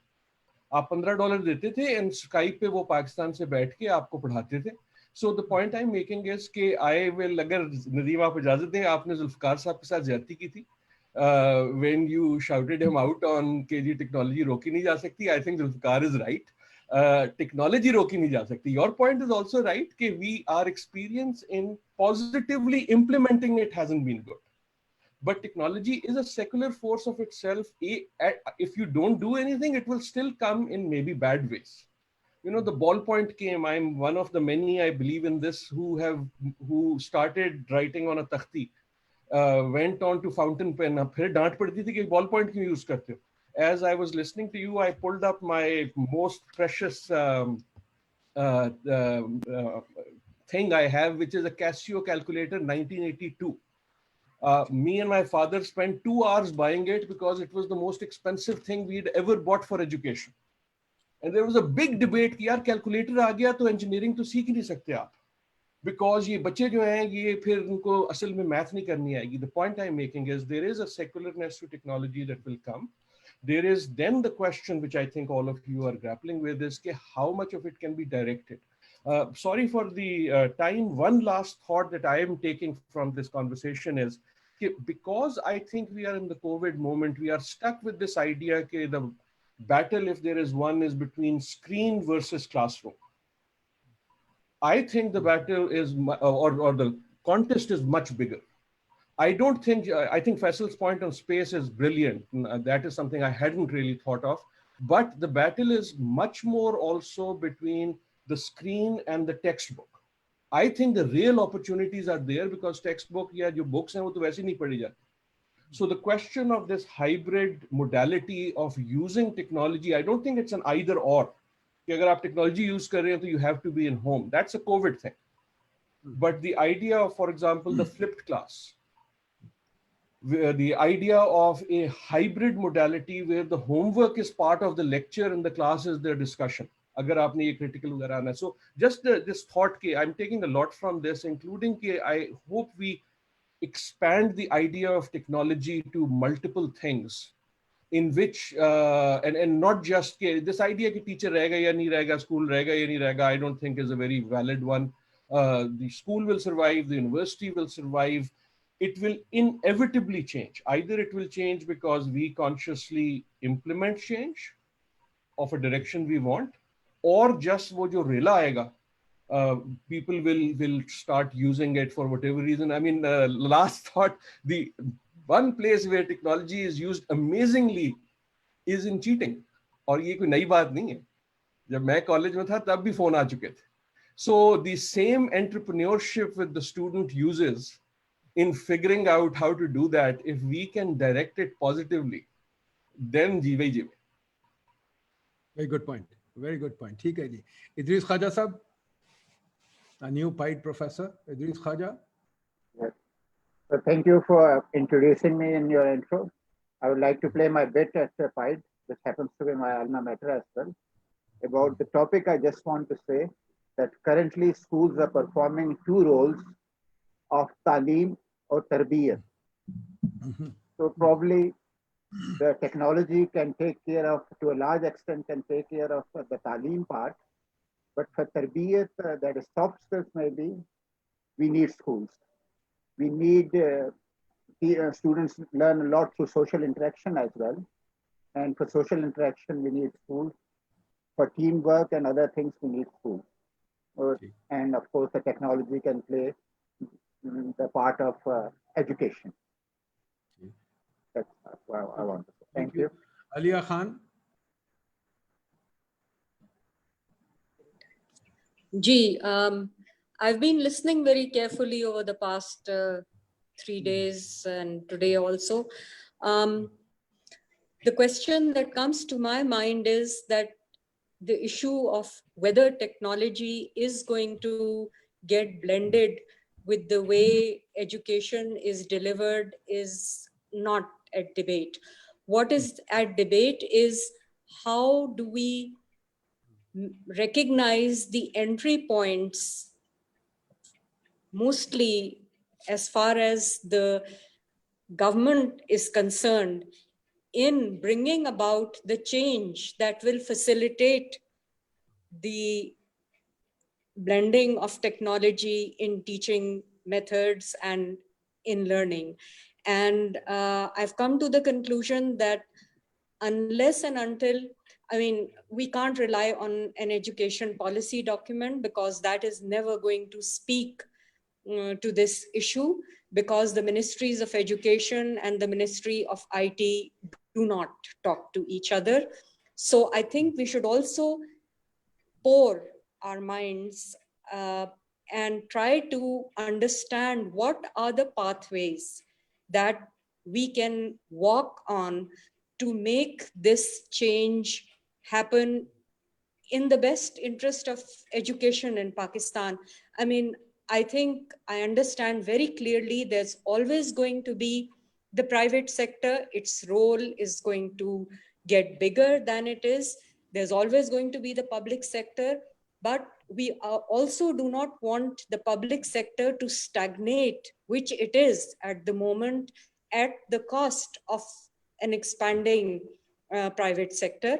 So how do we bring in a synthesis of some kind? So if any of the panelists would like to throw light on that, I really appreciate Mehboob Saab's analysis, but who is going to bell the cat? I mean, who is going to bring the change of spaces? I don't think that I agree with him that it is those so many thousand entrepreneurs, because they have no say in the corridors where these decisions are made. And Nadeem, you said it very aptly, the private sector is under threat from many restrictive government policies, and that has to be addressed, because it is not going to work to any advantage for our children to become technology enabled if this kind of tug of war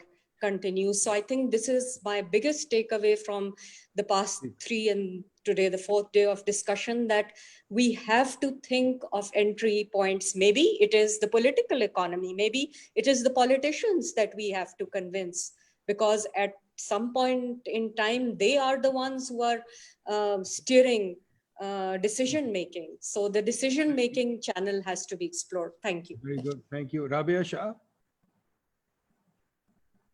Rabia Shah.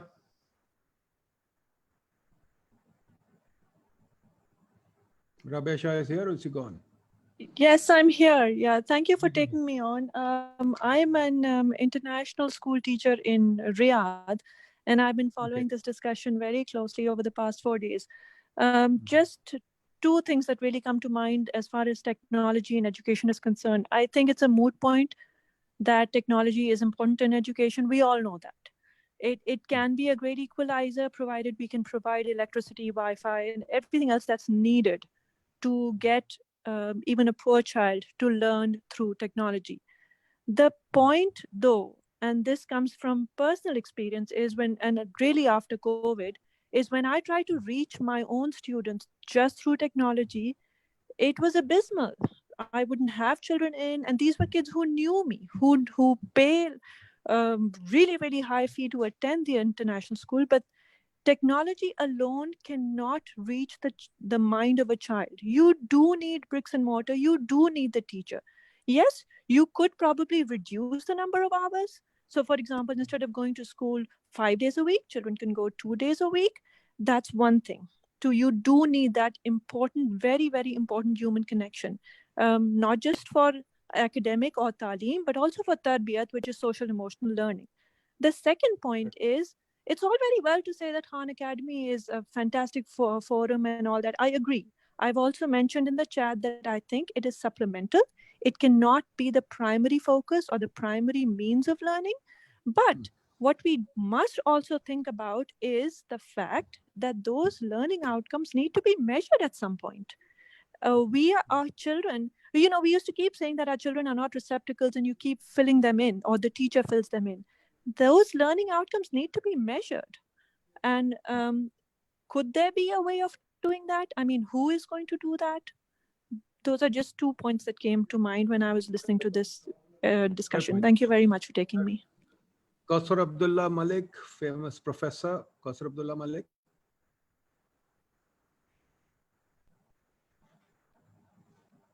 Kausar Sahab, can you hear me? I'm here. Thank you so much, Nadeem.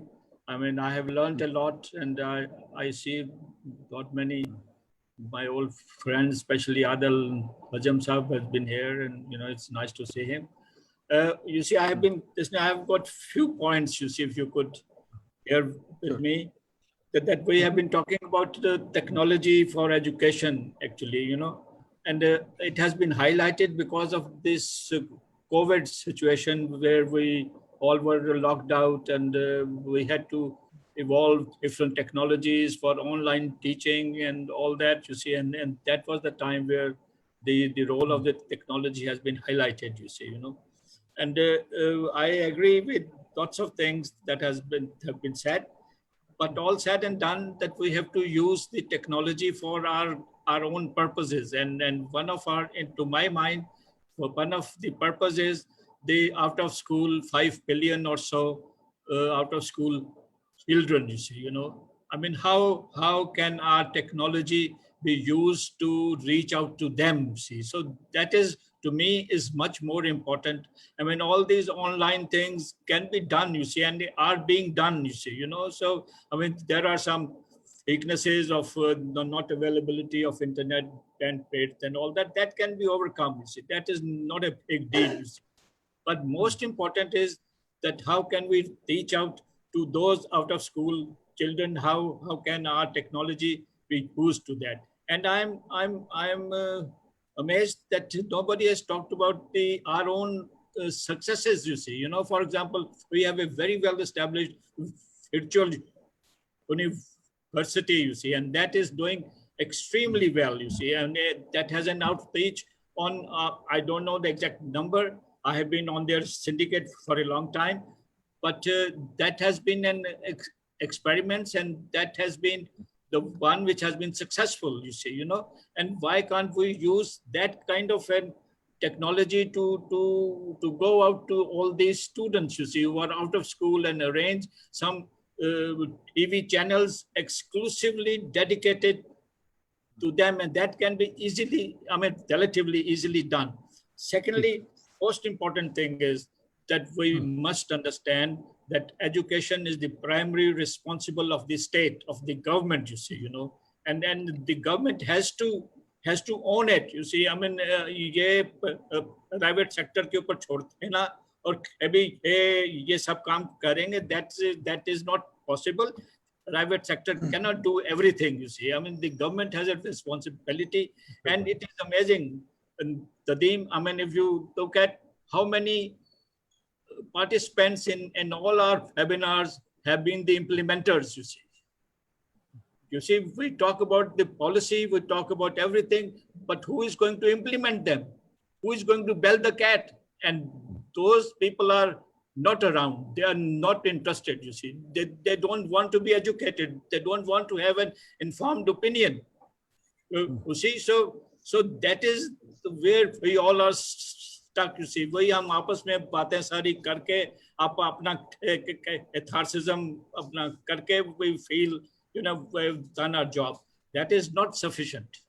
That is absolutely not sufficient. You see, we have to do something, think out of box in order to make these implementers do something, you see, you know.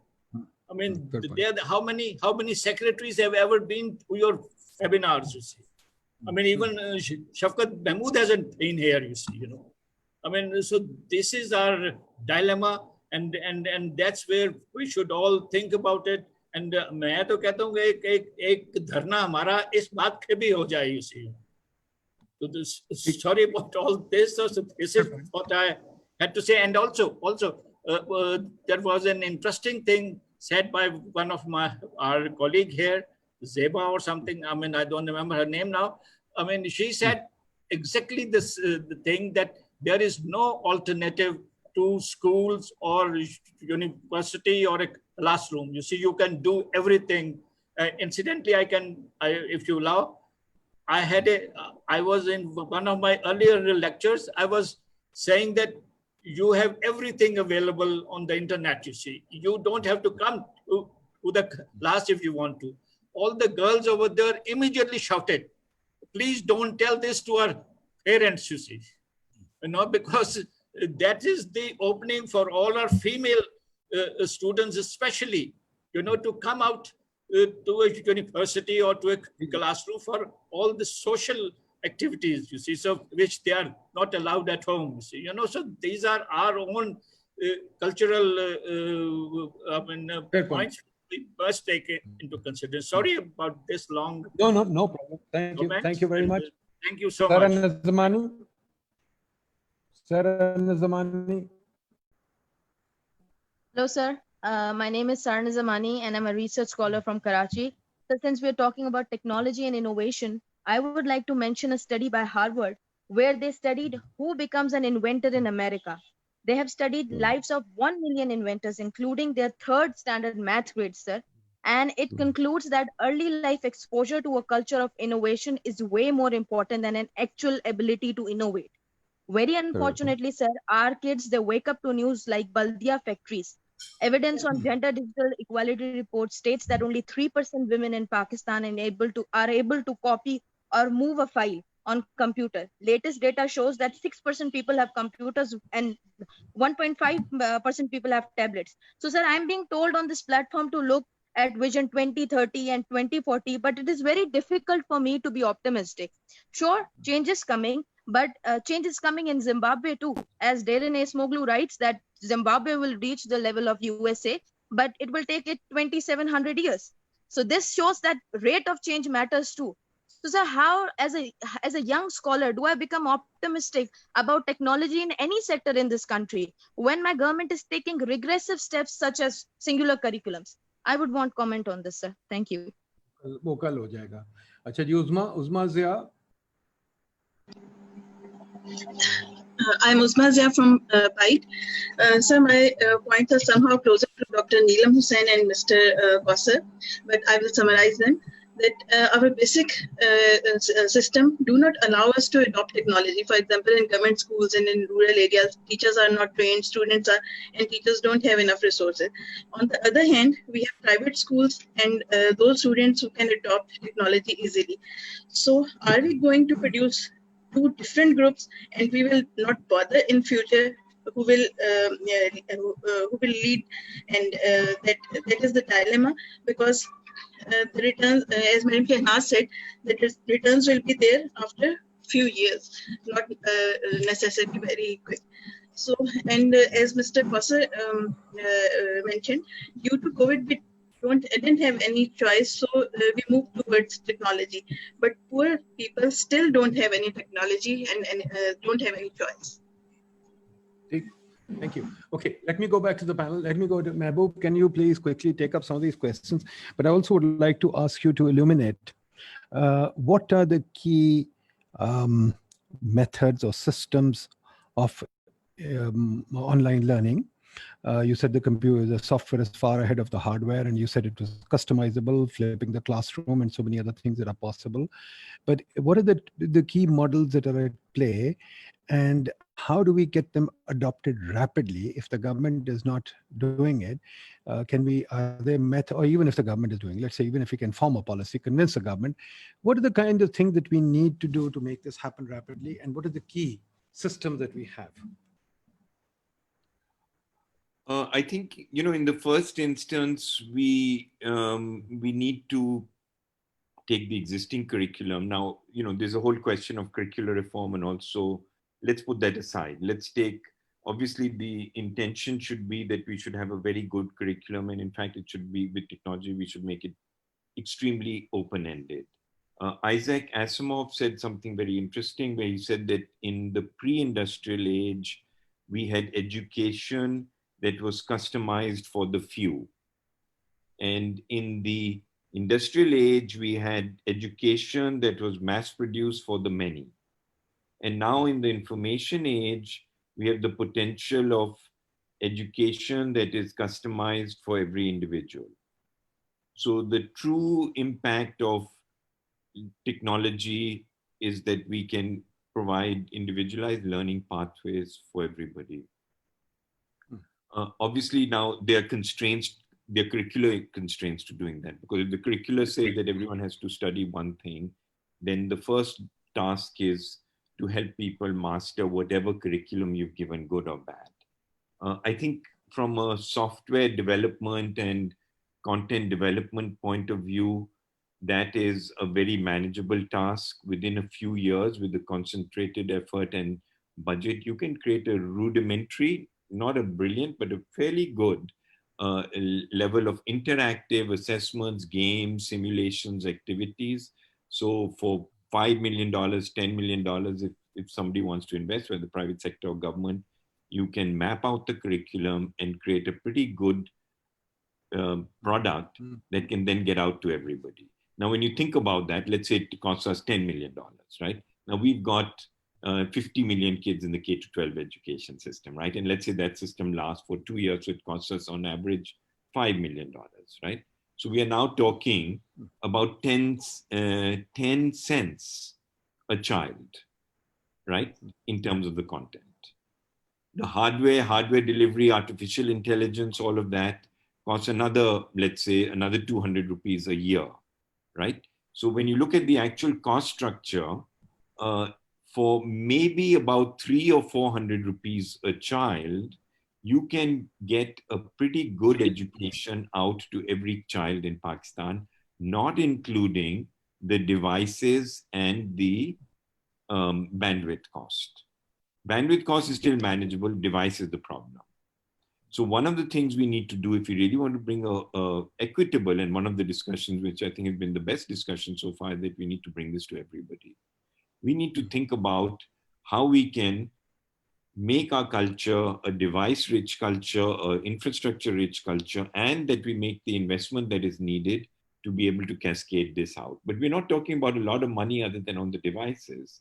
And on the devices, these are things that can scale down. You can put devices in schools. School devices are much more scalable. So I'm not trying to get rid of schools. I'm saying maybe you put a smart classroom in a school, and then you have kids rotate through that. So you can bring down the cost of this to make education affordable for people. And it means that you do need teachers. Of course, you need teachers. Of course, you need schools. But when you have the technology, you can also bring education of a good quality available to everybody for about 300-400 rupees a month plus hardware and device costs. So it's all doable. Also, for example, but ultimately, what I about think teacher costs? Teacher costs are the same, right? In fact, they'll come down. What are the complementary I think inputs? the question is, we talk about the government, let's get more precise. So what should the government do? Yeah. How did the internet take place? The government, the DARPA, said that we need a system for communicating data that can survive a nuclear attack. And then somebody called Paul Brand at Brand Corporation and others came up with the idea of a distributed network. So in other words, the government set the problem, they provided the budget, and then they let the private sector compete. So ultimately, this is all solvable. This is, it's doable, and it's doable at much less cost than we think.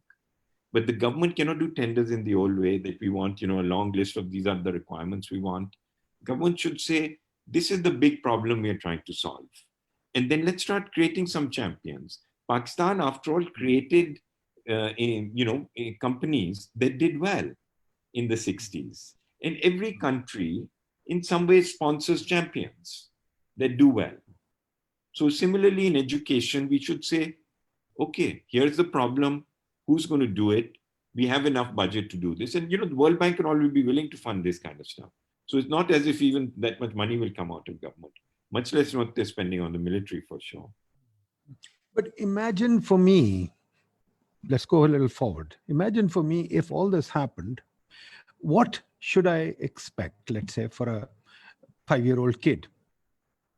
Is he going to school every day? Is he going 9 to 5?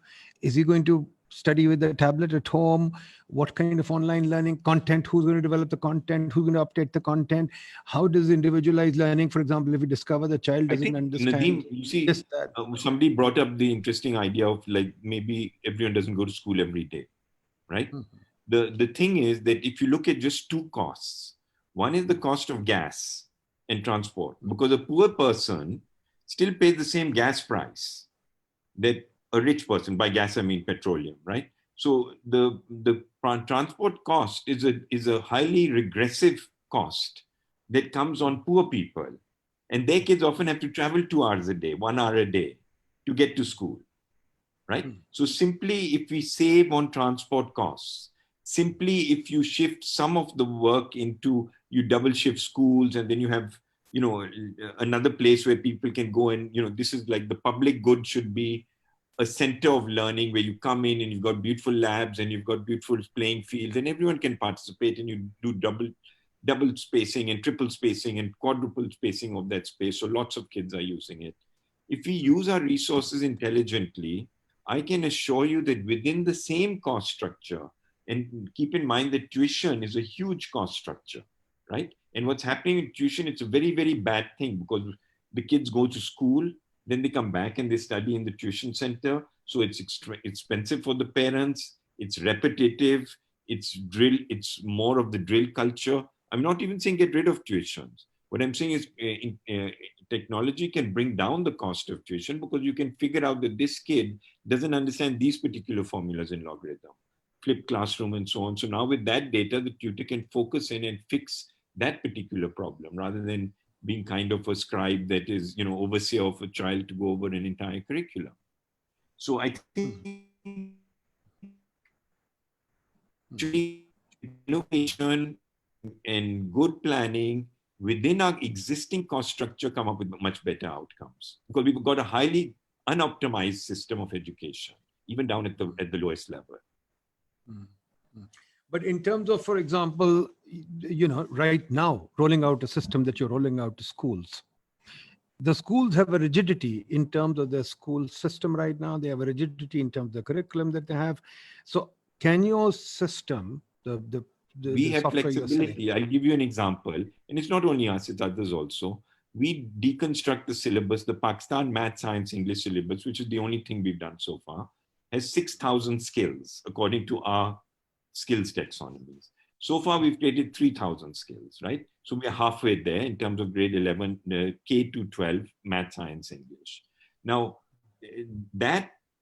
those skills are composed into 40 examination boards in the country, different kind of languages, different kinds of, so far we've digitized about 167 textbooks. We've got another 300 textbooks to go. So, we've got a big variety of textbooks, examination boards, federal board, provincial boards, and so on, right? But the beautiful thing about technology is it used to take us 2 weeks to digitize a textbook. Now it takes us 3 hours to digitize a textbook.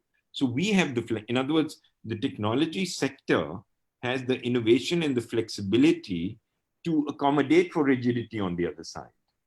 So there's no real issue there. If you want to do something according to Rawalpindi board, we can deliver it to you within 3 hours. So the issue, just the power of this technology, and we're just at the cusp of this stuff. this is so powerful, so transformative, so cheap, right? This is a massive revolution. And so what we need is to think about how do we start bringing it into our schools? How do we adopt it? And here I would say the bigger school systems have more challenges than the small schools. We are finding small schools are more flexible. The guys who are not in this conference are people who adopt faster, right? TCF, for example, and I'm not trying to, put something on anyone, but we've been having 3 years of conversation with TCF and we haven't gotten anywhere. But with a small school in a mohalla, within 2 days of discussion, they adopt. Now, of course, a large system takes time to adopt, right? But innovation must take place on the edges. Everyone must innovate on the edges. And we must be very clear, what do we want the government to do? We want government to, first of all, state problems and put money behind largely broadly stated problems that the current tendering system doesn't allow them to do. DARPA. We need a DARPA kind of institution in government that says, I've got 5 problems that I want to solve with technology. How do I solve the hardware problem? How do I solve the low cost problem? How do I solve the out of school problem? And I'm going to put $10-20 million. Most of that money will come from World Bank and others, so mostly grants. No, probably don't have to spend that much. But the government has to articulate big, meaningful $20 million is not a sizable sum. The government of Pakistan can easily spare that. That's not a, absolutely. That's not even something. Look, one F-16 costs, I don't know, hundreds of millions of dollars. So no, forget the price of one F-16. F-16, we can solve the education problem in Pakistan. Forget the F-16, Mehboob. I was in charge of the development budget. I know where the money goes into buildings and into roads, etc. So one less road could solve this problem. I mean, each road. Meaning that the government has to have an innovative, problem-based approach, state meaningful problems, and bid it out to people to solve it, and then promote the winners. Be unabashed about promoting it. After all, look at what's happening in the United States, right? Do you think China doesn't promote Huawei? You think United States doesn't promote Cisco? These things happen in any business, in any flourishing economy. I live in Singapore. The government, 14 out of the top 20 companies in the Singapore Stock Exchange are government owned. So the government is a big promoter of good enterprises. But I suppose in Singapore, secretaries also listen to webinars. Our government doesn't, unfortunately. But that besides the point. Let me bring in the virtual university. Kausar Saab mentioned the virtual university. They're also here. Would you like to say something about, you got a lot of praise, and could you tell us about the virtual university very briefly? I think we should end, but because I see the virtual university, I'll bring them in. Who's there from virtual university? QG, virtual university, will you speak? Hanji, boliye. Okay. I'm S.N. Puri. I'm the director ICT at the virtual university. I had the tech part of the university. I'm not a good speaker. I was just here to listen, but you invited me to talk. Don't worry, neither am I a good speaker, so don't worry. Go ahead. Okay. So the way we conquered the situation is delivering uniform education across the nation is that by setting up small study centers, which we call campuses, with public-private partnerships. So they set up small units, and we deliver education through our indigenously built learning management system. And the lectures are pre-recorded. The lectures are pre-recorded, and we deliver them through different means, like DVDs, YouTube, through our own learning management system. So that's the way we deliver the lectures, and the interaction between the teacher and the student comes through the learning management system. So it's basically an asynchronous model. Students can ask questions, and they get responded within office hours or the next day. But we are also working on synchronous models. We are now using Zoom and Adobe Connect, etc., for some synchronous activities. And a similar but a little different model can work for schools as well. So you bring in private partners, engage them to set up those study centers, and you can solve the problem of bringing down the cost of education, because how many students do you have? We've got about 75,000 active students, but this is higher education. Fair enough. Right. And what is the cost? What is the cost per student that you have? The cost per student for a 4-year program is 130,000 approximately for 4 years. Full cost for 4 years. 4 years, bachelor's degree.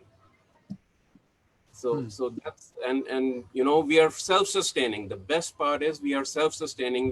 We only get 100 million from HEC. That's all. So we are self-sustaining. So that's the beauty of the model. Thank you. Fascinating. Fascinating, fascinating. I think what we'll do is we'll call you for a full webinar, because we must understand this model more carefully. But thank you very much. You've explained it very well, but we'll go deeper into it with you. Okay, I'll return now to our roundtable. Anybody wants to say any last few things, please tell me, then I'll close the webinar. Anybody wants to say anything, please? Nadeem Saab, can I say something? Ji, please, go ahead. कौन बोल रहा है जी? Zulfikar. So जी जुल्फिकार साहब बोलिए. Quite clear, अगर आप इस situation को at the next level देखना चाहें, कि the government's role and the private sector role, ultimately you rationalize it, and it comes down to the government sector role is to define the different segments. Okay, so in the provinces there are different people. Like in the KPK province, there is the Pakhtuns, and there is the Hazara people, and all of that. And unke, they want slight variations in their curriculums, and there is the rural population, and then there is the urban population, and there is the people who have low IQ because of nutritional problems. So all of these segments, have not been properly defined in our school system, and all of them will have slightly different needs in terms of content. So that is the role of the government, that it can basically provide that information, and for each of these information define slightly different SLOs and different curriculums, and manage them that way. And that's all that is needed. Then it's up to the private sector to come in 2 areas. The first is digital infrastructure. Digital infrastructure is not profitable beyond the urban areas. Okay, I know this. So Jazz and Telenor and all of these people are not likely to go into the rural areas very soon with reliable 3G, 4G service that is required for the school system. So there has to be some level of subsidization if the government wants to accelerate that particular process. So the easiest way to do this is to set up an economic model where the government is paying something like 100 rupees a month per student, kind of a subsidy, where one of these providers for each of these particular areas is managing a TV set in a school system and delivering a particular sort of internet that is able to stream content. So the quality and the maintenance and everything is the problem of the infrastructure provider, and the government doesn't have to get involved except pay particular subsidy for a period of time. So infrastructure ko problem ko to aapne is tarah solve karna hai, and the economics are as low as 100 rupees per student per month kind of stuff. I mean, jab aap negotiate karenge to is qisam ke aapke kya kehte hain numbers niklenge. The second problem is then of content. Ab content mein main cheez hai ki blended learning content produce karna hai according to these different consumer segments that the government has identified. That also, jis ke Mehboob ne allude kiya, basically 100 rupees a month, 150 rupees a month is the kind of stuff you're talking about, jo ke jiske andar teacher training bhi shamil hai, jiske andar upgrades bhi shamil hain, content corrections bhi shamil hain. Sab kuch is the responsibility of the private sector provider. And in Pakistan, you have to be realistic about it. Obviously, it will be a phase thing. So aapke paas IoT, AI शायद इतनी जल्दी ना हो, जितना कि developed countries में है, आपके पास clickers ना हो because afford नहीं कर सकते. But the content management and teacher training and blending it into the system has to be the responsibility of the person who is creating the content. And government just needs to be the public administrator that it already is and manages this process. The market itself, because if it is a competitive process, every year the bid that comes in, it will have more functionality, it will have better and better futures. So we need to understand this, and this is the case that I was trying to build earlier. We need to get past this argument, is technology needed? Is it not needed? Is it good? Is it bad? The children have voted without any parents telling them, without any teachers, telling them. Millions of them go to Khan Academy, go to sabak.pk on their own, and they go there in increasing numbers every year. So if it wasn't working out for them, they would have left that particular avenue. They keep on going on their own. So obviously they are getting benefit of it. Talked about the Iranian revolution. I mean, what if 1 million people showed up? Is that not considered a revolution? Is that not considered validation? I think we already have the validation, and we already have this private industry that can produce these kind of things. The government just needs to put the structure together. I think there is ability, there is opportunity for think tanks and all of that to work with the thing. अगर आप ये बातें आप करें, they are not in the 20, 30s of millions of dollars. अगर आप 75 million students की बात कर रहे हैं और आप इसमें ये भी include कर रहे हैं कि भाई वो infrastructure भी इसमें build करेंगे, so you run into the hundreds of millions of dollars. But it is still less than a billions of dollars. We still spend about $10 billion a year on our education system, and nobody is happy with. So अगर आप उसके अंदर एक $500 million का और क्या कहते हैं budget बीच में डालना चाहें, I think that's something that the nation can manage. So हमें इस किस्म की चीज सोचनी चाहिए. Agreed totally. Nazish Shataullah, another educator, former vice chancellor. बताइए Nazish. Very quickly, I know that we're running out of time. Two things that I want to say. First of all, the government ran this tele-school during this COVID period. I think that there should be an evaluation, a serious evaluation done of that tele-school to see how effective it was, what were the outcomes, how many people actually participated in it, and so on. The second thing that I want to say is that Pakistan television had or still has an education channel. And this channel was set up in the early 70s. And we know that the outreach of Pakistan television is to every part of Pakistan, possibly every part of Pakistan. And I think that it would be wise to think about actually reviving this now defunct channel and to see if this would, the content of the channel, of course, is something that has to be thought through. Because in the 70s, if we remember, Shoaib Hashmi made Akkar Bakkar. And it was an early learning childhood program, and even older people enjoyed it very much. And it was, of course, made through song and music and performance. And there was a lot of creative content that went into it. So I think that we really should give this a thought. Why should that Pakistan television education channel lie unused? Why can we not have revitalize it in one way or another? And of course, there's a digital aspect to PTV, but there is also the other aspect of PTV, which actually reaches everybody. So I think that this is all that I wanted to put forward, and perhaps other people have other views. Thank you, Ji. Anybody else? Otherwise, let's close. It's getting late. Anybody else wants to say anything? Please, anybody from the round table? I just wanted to say that teleschool is actually a bad example to benchmark online learning with.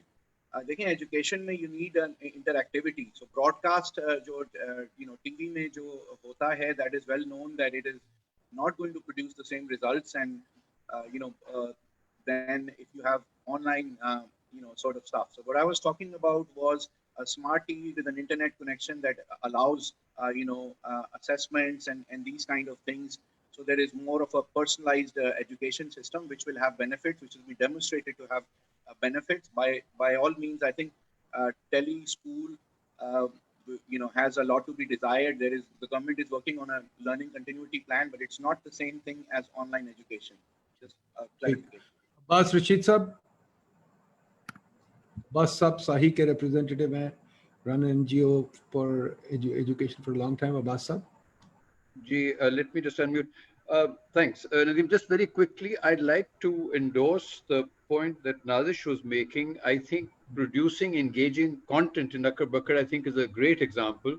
So, and we have to keep in mind that for really young children, engagement is extremely important. So I think the whole idea of producing a content which is good, and the Akkar Bakkar characters were wonderful. And I think there is an argument to be made, and I take the point about interactivity. Kuch combination ho sakti hai. You can have phone-ins or whatever. Everybody pretty much has a mobile phone, and so I think that aspect also needs to be kept in mind. The use of television and radio, because let's not forget that technology is still accessed by a relatively small number of children, if we leave out the mobile phones. Thank you. Fair point, Ji. Okay, Ji, if there's nobody else, then let's call it a day. We've had a wonderful discussion. I think a number of very interesting things have been raised. Yes, technology is a solution, and yes, technology needs to be used wisely. And yes, there are a number of solutions that we can think of. That's why in the summation of the last webinar, I said we need to have a learning approach and a creative approach to education. Unfortunately, the reason I don't like to dump too much on the part of the government, because if the government is not capable of responding, what do I do? Should we wait? A lot of times people use the word pragmatic. I think we also have to have a pragmatic approach. It's not that we don't want the government to take on the mantle of education. It's not that the education is not a right. It's not that equity is not desirable. But unfortunately, if the government is not willing to take on the mantle, then what do we do? So, and one of the things that I have in mind is I will look to the government when the government starts using technology. Even today, there is no use of email in the government. Even today, if you go to the government websites, they're also primitive. They don't update them even once a month, once in 2 months. There's hardly any content on the website. So I think, quite frankly, we also have to have a very realistic view of the government rather than say government should do this, government should. I know everybody is an economist in the country. Everybody is a public policy maker. My grandmother was too. My, maid was too. Everybody knows what to do. But the tragedy is, as Einstein said, atoms don't think. Humans do think. Humans do have motivations. Humans do have incentives. So unless we can get them to work together, we can't. That's the job of the government. But if the government is not willing to do it seriously, what do we do? So that's why we talk about the market. We don't want to talk about the market from an ideological perspective. The question is, things are happening. Mehboob said very clearly, things are happening, and I think he's right. We talked to representative of 125,000 schools yesterday. He told us what's happening. We will talk to private schools again. A few weeks ago, we did something with the poor, excluding the poor. We talked even to a transgender who runs business in Islamabad. People are trying. People are trying very hard. Unfortunately, the government is not capable of facilitating, and the government is not capable of doing the thinking that is necessary to facilitate. In fact, the government comes along with a ham-handed regulation like getting rid of schools in Islamabad, and that would be a disaster. The poor kids who are going there for 2,000 rupees, 3,000 rupees will die. So thank you very much, folks. This has been wonderful. Tomorrow, hopefully the minister will be here and we'll just take up the government's role again, and including the single national curriculum. So don't forget to join us tomorrow at 7 and we'll take up education again. Thank you very much. All the best, folks. Good night. Khuda Hafiz.